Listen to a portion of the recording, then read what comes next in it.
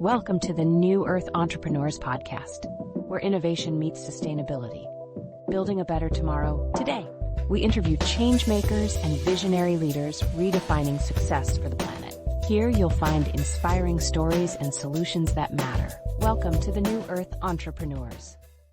Welcome to the New Earth Entrepreneur Show. Today we have the pleasure of speaking with Dominic Bruzzese, founder of Tomorrow's Homestead, LLC. Dominic left a successful engineering career to pursue his passion for sustainable living and now leads a company dedicated to empowering individuals to grow their own food and build strong communities. Tomorrow's Homestead offers a range of services from designing edible landscapes to educational programs for children. We'll explore Dominic's journey, the challenges of building sustainable business, and his vision for the future. Welcome, Dominic. Thank you, Timothy.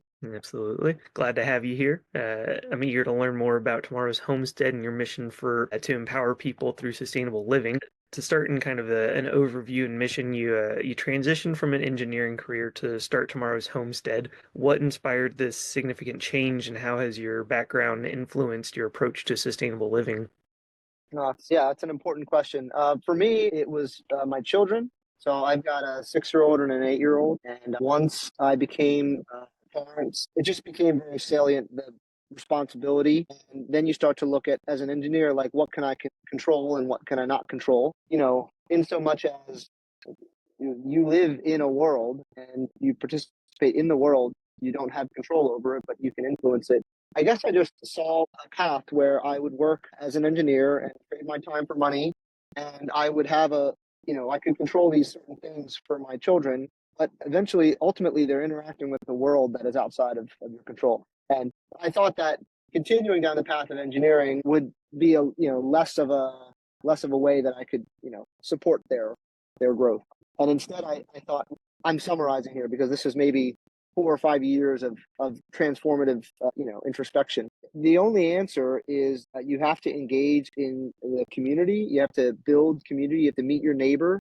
You have to be involved in the school where your kids are going to school. You have to serve on local community boards, and you have to, give, and you have to work to, meet people and build community. That's like really the best way that I came up with to help ensure that my kids grow up in a safe place or a good place. So with that idea, the idea of Tomorrow's Homestead came as, this is, to me, the right way is to build community and to, strengthen relationships with your neighbors and to learn skills like growing food, preserving food. I mean, food is a big part of, I think, one of the core things of living, right? And like connecting with people, cultures tied in with food. And I think Tomorrow's Homestead was like the solution that I came up with to that idea. And it's been really, really an awesome journey so far. So I guess, I could go on more, but maybe that's like a high level answer to it. Yeah, absolutely. We're going to get us that extra details too. I love the family impetus of considering not just their individual livelihood, but that just expanded beyond that whole interaction with the world. It makes sense. Yeah, and one more thing on the topic of entrepreneurship. There are a lot of nonprofits out there that are in this space that are doing this, and I don't think that is the answer. I think that they serve a really important function, and I think they're great. But I mean, in this society, I think you need to build a business model that stands on its own 2 feet, right? So there's a lot of cool ideas out there, but if they rely on funding and they don't generate the revenue themselves. So as we get more into this, you'll see why I talk about revenue a lot when I'm thinking about what I'm doing, because this has to stand on its own 2 feet or else it won't survive. And I want this to be a good idea that other people hear and start doing more of it, right? Because that's ultimately to my end that I'm shooting for. I want more things like Tomorrow's Homestead, out there. So just a note on the franchise thing. Yeah, I'll be excited more about that. And still this kind of high level, your mission focuses on empowering individuals to grow food and build communities. How do your services facilitate this, and what impact have you observed so far? Yeah, so it's about meeting people where they are.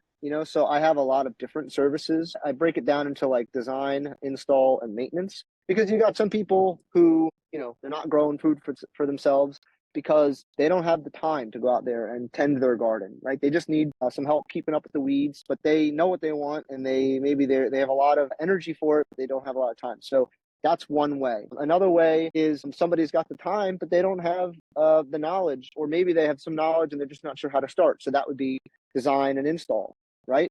So, to answer the question, I think you need to really have a long form conversation with your customer, be able to offer a lot of different services because everybody's got different needs. And then there's the whole, there's individuals like residences, and then there's schools, and then there's like commercial, and each case there's an opportunity to build community and grow food, but it looks different, right? So the residential is probably the main part of the business. I see the schools being a big part of it, although funding is generally a challenge for schools. But yeah, I think that there's a lot of different opportunities to meet their needs. Yeah, yeah, yeah. I'm glad that you've got a multifaceted approach, and again, we'll delve in even deeper into each aspect. Part of the services, the farm program, and establishing a farm program where farmers lease land and sell their products through your on-farm market. A notable achievement.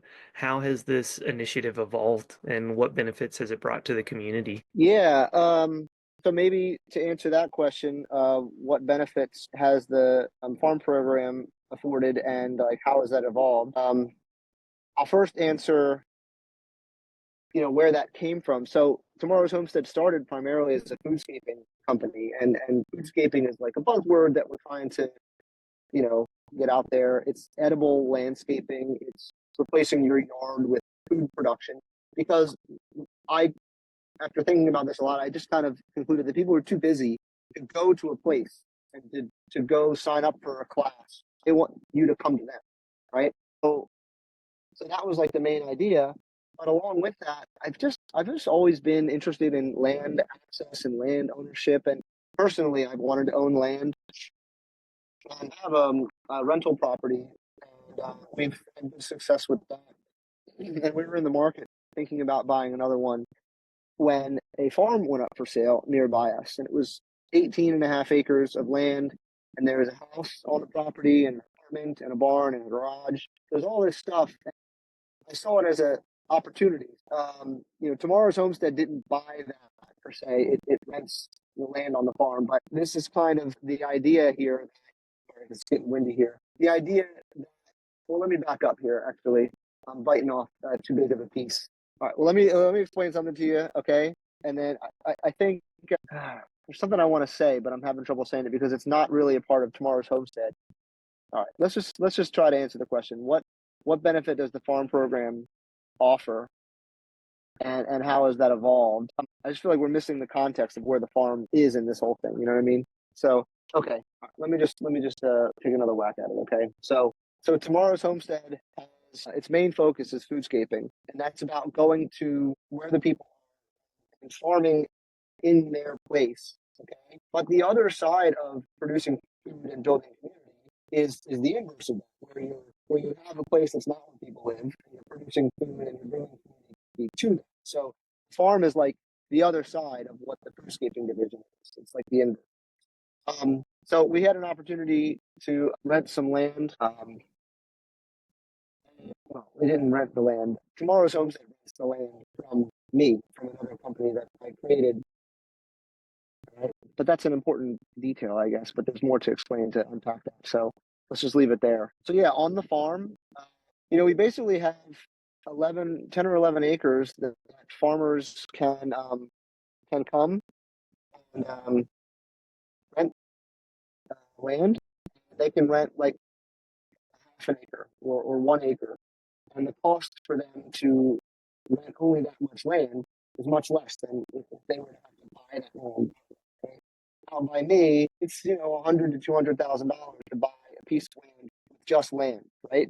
And then if you finance that, it's thousands of dollars a month to do that. So with the farm program, we're able to offer to farmers to rent land. They don't have to put any money down, and their monthly outlay is probably 1/20th of what it would be if they were to buy the land themselves. So that allows people to really get in and farm land and be profitable, right? Which, who gets into farming to become wealthy, right? Nobody does, right? So, and that's wrong. It shouldn't be that way. It should be like the most lauded, pursuit of growing food, right? Farmers, we should be supporting them. So anyway, I think the benefit there is you're giving some people a chance to start a farming business, to start producing stuff that's good, who wouldn't otherwise have that opportunity, because either the land is handed down generationally or it's purchased. And, if you can afford to purchase hundreds of thousands of dollars for land, you're probably not going to farm with it. You're probably going to develop it, right? So anyway, some of the benefits there are just clearly supporting local businesses, local farmers. Then they're growing all sorts of cool stuff, which we can sell to the local residents in that area at the farm market, right? So anyway, it's really evolved in a lot of ways over the past year. The farming program is only 8 months old at this point. It's really grown a lot. Going into 2025, we have 6 farmers renting, and we're growing on about 4 acres now, which is a significant achievement, I think, over just 8 months. And yeah, I mean, we're talking about doing a CSA next year. We're talking about having on-farm events. So like one of our farmers is a flower farmer. So have an event where you teach people how to make a bouquet, and then you go out into the field and you pick the flowers. So the farmer's getting extra revenue by having an event.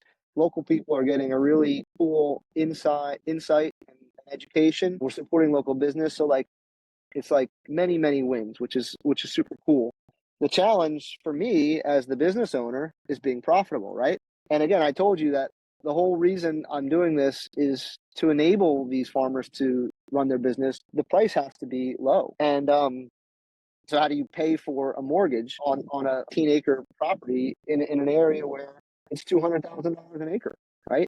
So, I mean, that could be a whole nother conversation because honestly, it takes some risk. It takes a little bit of spirit and some creativity.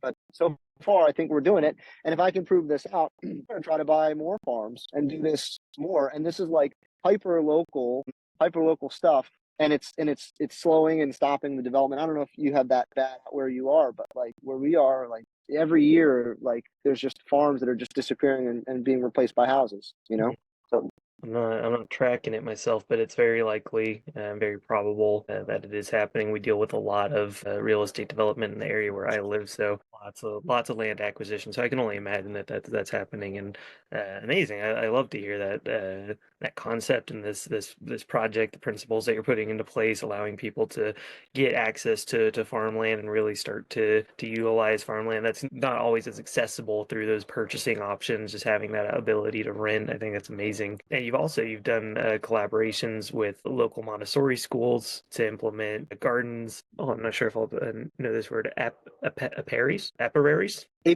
So beehives. Okay, beehives and small farm style plots. Could you share more about these partnerships and the educational programs you've developed for young children? Sure thing. So, basically, I think what has worked well with the schools is like a maintenance plan. So they have some raised beds, or they have a little area, and the teachers aren't able to maintain it, and the parents, volunteers aren't consistent. So you pay us to come out and we plant, we irrigate, we maintain. Now, with this school, for example, what we've built up is we come every other week. So they know on Tuesday, every other week, we're going to be there for a few hours in the middle of the day. So we usually coordinate with the teachers. Hey, we're coming. We're going to be planting garlic, and we'll make a plan. Okay, this class is going to come out at this time, and they plant some garlic, and the class comes out. And every time we come, there's like a little activity. So at the school, we have chickens, there's ducks, we have beehives, there's a little pond, and we have like 20 raised beds. So there's no shortage of things to do, and there's all sorts of really awesome education opportunities. And when you keep on it, and it's not being driven by a teacher or a specific class, like it's the whole school doing this, then kids can really see the full cycle. So I think my favorite example is we have an area which we tarped. It was grass before. It's like 70 feet by 100 feet. We tarped it, filled it up, mulched rows, and then we planted corn. Okay, and the kids helped plant corn. Corn grew. We cut the corn down, and the kids take the corn husks, the corn, into the classroom. And over the winter, one of these little activities that these kids do is to develop the pencil grip. They use tweezers to like pluck the corn kernels out of the corn. Okay, so they're plucking that. Over the winter, they're doing it. And in the spring, we take those seeds that they plucked and we plant them in the ground. Okay, so they see, okay, seed, corn grows, and then you have the corn. And so we save some for planting, but the other ones, there's a grinding work where they put corn in this grinder and they make like flakes, and then they go feed it to their chickens. Okay. And then the chickens poop, and then they collect that and put it in the compost bin. And then the compost bin we put on the corn. So the kids are able to make these connections, and the learning and education you get from that is like more profound than like, a worksheet or even simply going out in the garden and planting something. Seeing it's the purpose behind all of that. So yeah, I think that's great. I think the kids come out, they enjoy it, and then the school, they have a really good relationship with the community, with the parents. So they have events, and we'll be at these events and talking to the parents. Hey, do you want us to come to your house and do this at your house? So I think a lot of people who like Tomorrow's Homestead and what we do are parents with young children who want to grow stuff, but they want their kids to do it, right? And maybe they are professional, they don't have the time. Maybe they never learned it when they were young or whatever. But anybody can learn it. It's easy stuff. You just want to give it a shot. Yeah, I mean that's I think that's even more the real learning versus something like in a textbook you can learn about. That's how a seed germinates and then grows, but definitely a whole different experience for a child to be able to pluck the kernel from the corn and Right. put it in the earth or mill it down and feed it to the chickens, and for the parents too, yeah, to get to connect in that way. Maybe they never had that opportunity, so it's like a vicarious living or opportunity for them to get to experience that. So I think that's all. A challenge that was mentioned earlier, financial challenges, and effectively pitching your diverse services or current obstacles. How are you addressing these issues, and what strategies are you considering to streamline your offerings or enhance your sales approach? All right. So specifically, what about that did you want me to? Were you asking? Well, so with just the financial challenges and effectively pitching the diverse services, how are you addressing these issues, and what are your strategies for considering to streamline your offerings or enhance your sales approach? Yeah. So yeah, I mean, it is a fundamental challenge, I think, because there's so many different ways that we can engage and achieve our mission, right? Which is to help people grow food and build community. There's so many different ways. And I said about meeting people where they are, you know. So on the one hand, I want to have a million offerings, right? On the other hand, that to run a profitable and successful business, you have to, like you said, streamline and limit your offerings. I think that's generally true, right? But it kind of goes against like what I see as one of our core effectivenesses, which is just, having so many different offerings. So, I think I have like two answers to that. I think one part of it is, in my working experience, I have been a manager and I have worked in many different capacities. And I know that I will be the bottleneck, right, of what we do unless I am empowering other people, enabling other people, hiring other people, and stuff like that. So on the one hand, I want to keep all the offerings. Okay, well, you can't do it all. Okay, so you need to empower other people to do that, right? Whether or not that directly hits the bottom line or not, right? So like, for example, one idea is we have this farm program, right? We have farmers who are renting from us. We have this school maintenance program. So, I'm one person and I have one other, partner in this business. And as far as labor goes, like it's an opportunity, I think, to, for example, reach out to the farmers and say, hey, if you're looking for some quick cash, I have some, work that needs to be done over here at this school. And by the way, can you talk a little bit about what you're doing while you're doing it with the kids? And, I think that's an example of you're getting money to a farmer who, farming financially is a challenge for them, right? So money is a good thing. Two, you're connecting, people with the farmer. You're making a connection that's not, a central point radiating out. You're making connections between the nodes. You know what I mean? As far as strengthening community, if it's just you reaching out, that's not as good as you helping to foster connections between others. So, yeah, I'm always looking for ways to connect like the people I'm adjacent to, whether it's the farmers who are tenants or it's people who come to the farm market who are customers with other aspects of the business. And I think that would be a way to still do all the things and not be limited. And then on the flip side, I think that there are some things that I probably focused on that is like a streamlining. So for example, beekeeping. Many of the people that I'm working with who I mentioned, they're not beekeepers. So this is something that I kind of can exclusively offer, I think. So I see that as being one area that I focus on. So maybe it's about finding what you're expert at, right?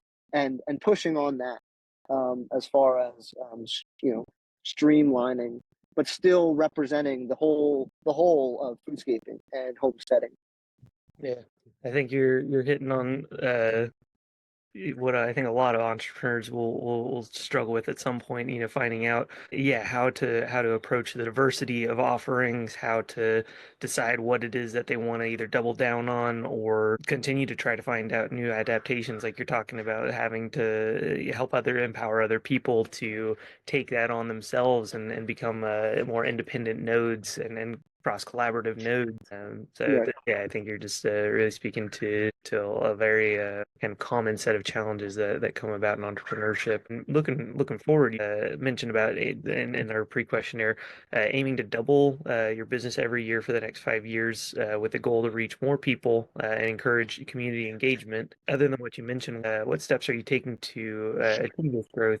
And how do you plan to balance serving the high value customers with expanding your reach? Yeah, I think the answer is on is advertising.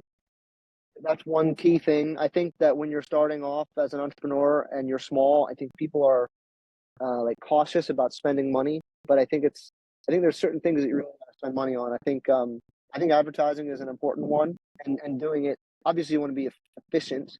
You want to be doing it right. So, what's the platform? What's the style and the method of the advertising?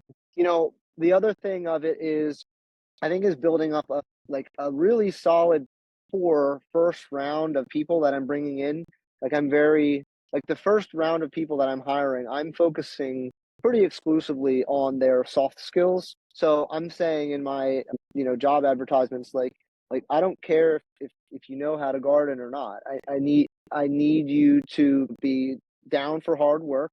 I need you to be a good communicator. I need you to be positive, and you can teach gardening, but you can't teach how to have an engaging conversation with somebody. So the people that I want to be training right now, I want them to already have the skill sets that they are going to be the next generation of project managers and salespeople. So what I see is, one or two people, me included, who are going out and having the initial conversations with customers. Then we are kind of establishing a bunch of projects and we get started on them.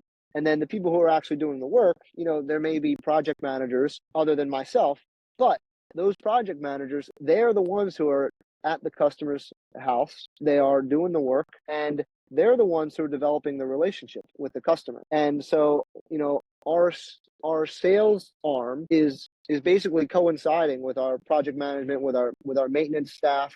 So the people who are actually doing the work, they're the ones who I think need to be looking around and saying, hey, that spot over there, that's a great place for an orchard. Have you thought about growing apple trees, for example? Or when they hear the customer say something about beekeeping, they say, we do that, and this is a great spot for it over here. So as far as growth, I think that has to be the answer for the growth, because it can't all come from me, because I know that I would be the bottom. 10x growth sounds like absurd. If your revenue one year is $2,000, you just got to make 20,000 to get 10x. And then if you're making 20,000, can you go from 20 to 200,000? Yeah, probably. So it's really 10x growth until we get to, a decent size, and then it obviously tapers off, to 5x or 2x. But yeah, really the key to, I think, to make the good growth is developing that talent pool, people who are doing the actual work, so that you can have these good relationships with your customers. And you got to have, I think, a few good core customers, and have been very fortunate to have a few good core customers this year. And from there, I think you grow with new customers, and then it's about maintaining your high quality as you grow. Yeah, There's a lot more there probably, but I think that's the gist of it. absolutely. Yeah, I think, if it's 10x or, like you're talking about, yeah, depending on what scale or what stage you're at, the impact is, I think, even the more important, because especially like the kind of work you're doing, it's going to be connecting people to the earth, to the community, to each other. I think that's just all the more reason to have high hopes and to see that kind of work grow. And like you mentioned about too, this kind of like franchise model of helping those nodes start elsewhere as well. I'm curious, are there any specific areas where additional support, partnerships, or resources would be beneficial in helping Tomorrow's Homestead achieve its growth objectives? I mean, yeah, like there's no short of interest. People really like this stuff. I think this is really cool. The challenge is keeping the cost where it's worth it to do the work, but it's affordable for people. So money is probably the biggest limiting factor. If I had more money, I would be able to grow faster, I think. I bet you could have a counter argument to that. But there is a ton of interest, and there's a lot of people who have reached out and just said, "Look, I'll just want to volunteer. I just want to do this work with you guys," and that's been awesome. Mostly that type of volunteer work has been at the farm, and that's been huge because again, labor cost is one of the highest cost inputs to farming. So I'm trying to build up a little network of volunteers who will actually come and roll up their sleeves and put a shovel in the dirt, right? Um, so yeah, I feel like money is the main constraint. Yeah. So I mean, almost like plants need their nutrients, businesses Yeah, need and the yeah. support makes total sense. I've got one closing question. There's opportunity too if we want to talk about anything else, but I'm curious, what excites you most about the future of Tomorrow's Homestead and the impact you're making in promoting sustainable living? Excites me most. Oh, well, that's hard because like there's a lot of stuff that I like about what I do now. You know, for one, like I guess I just feel more human. Like I feel like more like what I'm doing with my time and my mind and my body feels much more human than the way I was living a few years ago. And I've been aware of good nutrition and I've been aware of good health, exercise. I've been aware of mental health, and I've practiced all sorts of, I'm interested in philosophy and I read philosophy and I do practice meditation, but nothing quite gets you there like just working with your hands, living a wholesome life where, you're reaping what you sow, basically. It's very direct. So I guess waking that in other people, if I could see that happening, I would say that's probably the greatest future achievement. I guess it's hard to really know or measure that as an engineer. You want to be able to measure it to know if it's actually happening. But yeah, Yeah, yeah, I can.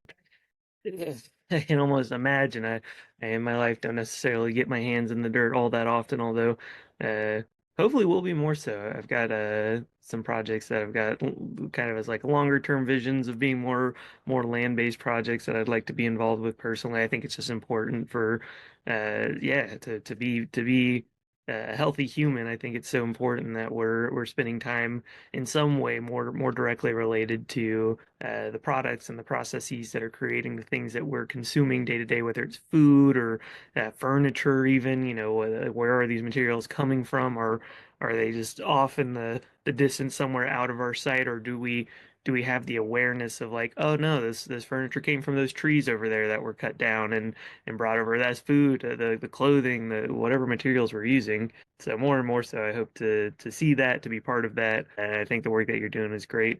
If there's anything that I haven't asked about or anything else that you just want to comment on that franchise model or anything else, a great opportunity here. That was the list of questions that I had for you pre-written out. So if there's anything that you think is a good addition to add in here, opportunity. yeah.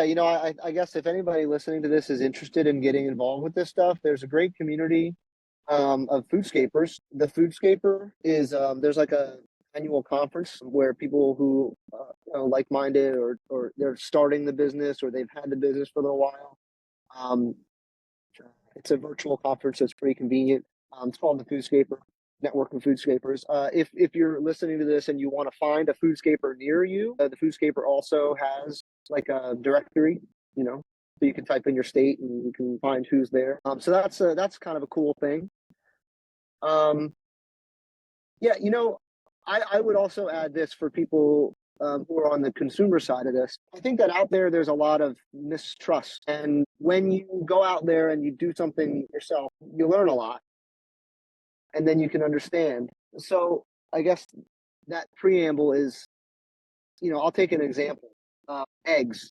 People buy eggs at the store, and I don't know how much a dozen egg goes for at the store now, $2 or 50 or something like that. And you're looking at that price, and it's 250, and it's 250, and then one day it's 275, and you're like, Jesus. And then the next day a new supplier has eggs next to that. It's $1.99. So you buy that one. It's $1.99. If you ever raise chickens and you've been honest with yourself about the costs of raising chickens, there's no way you can sell eggs for $2 a dozen. Unless you have a million chickens and you put them in little boxes and you feed them antibiotics, and you because they're so close together that they're they could pass diseases around and stuff like that, and they're not healthy, and so you put stuff feed in their supplement, you supplement their feed and stuff like that. So you contrast that with free range chickens, right, where you're buying organic feed, which is much more expensive. You have to get netting, and you have to move it around, and if you're tracking your time and you're kind of including that in, like, that cost is higher. Because you have them open and running, they're open to predators. So, one day a fox comes by and kills 30 of your chickens, and then you got to buy more. So I sell eggs for $6 a dozen, and I think it's a fair price. I'm not making a lot of money on them. I might not even be making money on them, honestly. All that to say, like, one great way that people can vote is with their money, right? And when you support a local farmer or you buy local, you're making sure that money is staying here. It's not going somewhere else, to another country or to another area. And you're saying, like, I don't like factory farming. I don't like chemical agriculture. I want as natural as possible. Like, these natural methods take more human labor, which is expensive, and there's more losses, which is expensive. So you have to pay for it. And I think that's one of the biggest challenges, has been like you can say that, but again, unless people have experienced it, it's hard to believe, I think.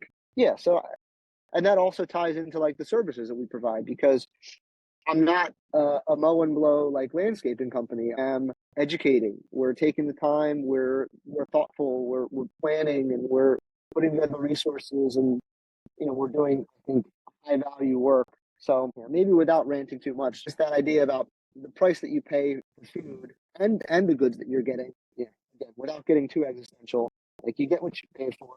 You're going to get more of what you support. If you're supporting the bulk chemical agriculture, that you're going to get more of that. So sad note to end on, but why I'm doing this, I think this is important. We're going to lose it. All that corrected. Absolutely. Very, very important for that. Was it intentional, the existential I don't know, fun there? Yeah. It's funny. Gosh. How do you know a dad joke is a dad joke? If it's a bad joke? No, how do you know No. a dad joke is a dad joke if it's a bad joke? No. It's apparent. I get it. My daughter made a joke for me the other day. She said, "Dad, what's the difference between dad jokes and bad jokes?" She said, "Nothing." I was like, "All right, that's it. Go to bed." Fair enough. Dominic, well, I appreciate you so much for coming on today, for sharing your journey, tomorrow's homestead journey. Looking forward to seeing how you continue to grow and empower individuals to build sustainable communities. And if there is anything else too that you feel like mentioning, there's still space for it here. But otherwise, just want to appreciate you for hopping on today. Yeah, man. Thanks for having this. I'm glad you have these kinds of conversations. I think podcasts are a great way to, like, learn more, like, truly, rather than just this surface learning that we get from scrolling all the time. So it's good stuff.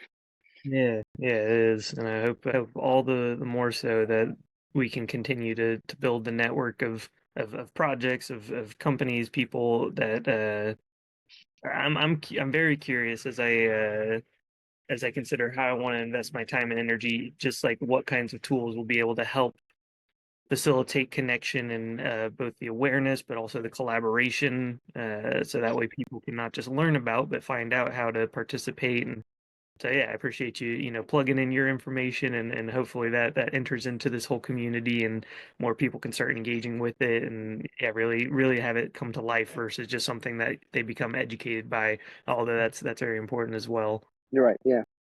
and actually the connecting and working together and building and doing rather than just learning to know. So yeah, for sure. Good, man. Awesome.